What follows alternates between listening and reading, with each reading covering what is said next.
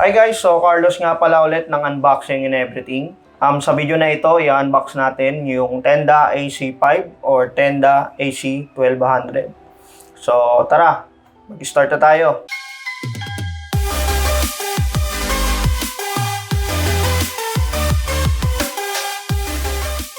Okay guys, so big shoutout muna tayo sa Tenda Philippines. Ayan, sila yung naging sponsor ng video na ito.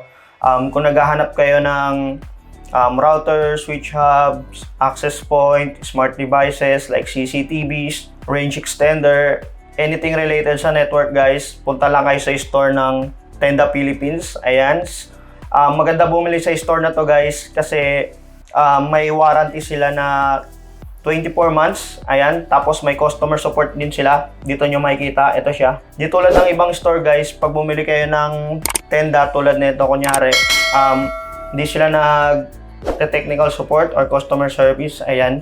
Sila lang yung merong customer support na Tenda Philippines kasi sila yung pinaka legit dealer ng Tenda dito sa Pilipinas guys. So kung gusto niyo i-check yung store nila, ilalagay ko na lang sa description yung Shopee, Lazada, tsaka TikTok store nila. Okay? So, ito guys, pinadala sa atin to ng Tenda Philippines. Ayan, para i-review natin at saka gawa ng tutorial.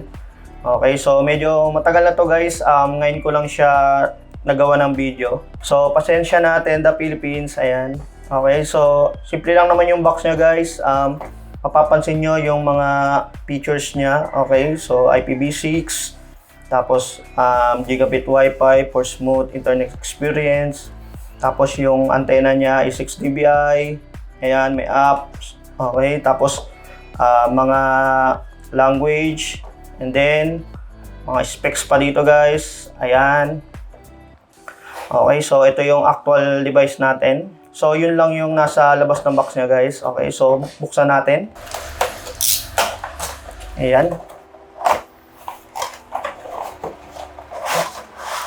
Okay, so ito yung laman ng ating box. Okay, so merong GNU, General Public Notice. Tapos ibang language ng GNU, I think. Then Tenda Quick Installation Guide. Ayan, medyo makapal siya. And then, meron tayo ditong, ayan, yung power adapter niya. And then, yung actual na router niya guys. Tapos may libre siyang UTP cable. I think, sa 1 meter to or 30 cm.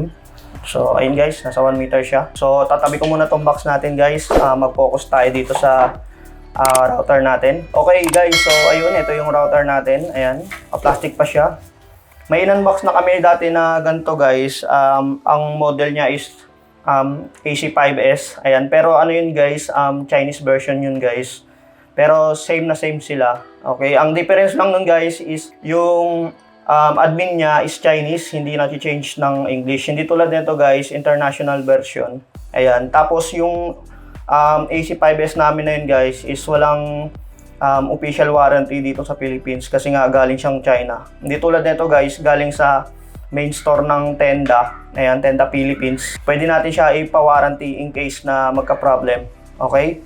So sa mga nagtatanong kung ilang months or year ang warranty niya, ang warranty yata nito guys is nasa 24 months. Ayan. Pero i-verify muna natin guys. Okay? Pero pag bumili naman kayo guys, makikita nyo sa description ng store nila kung ilang years yung warranty nila. Okay? So ito guys, ito yung apat na antena niya. Ayan, 6 dBi siya guys. Dalawa rito guys is para sa 5G. Tapos yung dalawa naman guys is para sa 2.4G. Okay, so ito yung LED indicator niya. Tapos, ito yung mga LAN ports niya. Okay, so meron dito 1. Tapos may tatlong LAN ports. Okay, so 1, 2, 3. IPTV. Ayan. Dito guys sa LAN ports niya guys, pwede kayong magsaksak ng IP cam. Ayan, supported niya yung IP cam guys. Tapos, ito naman yung WPS. Tapos, reset. Okay? So, yun lang naman siya guys. O nga pala guys, yung mga ports niya guys is fast Ethernet lang.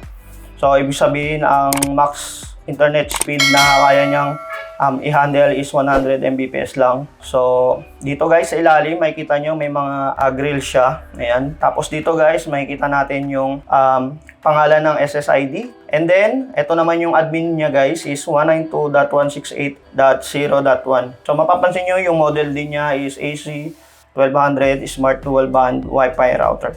Okay, so abangan nyo guys, gagawan ko ng tutorial kung paano i-config yung router na to guys, yung router mode, access point, extender mode, and so yun lang naman guys. Big shoutout ulit guys sa Tenda Philippines Store sa pag-sponsor ng video natin na ito.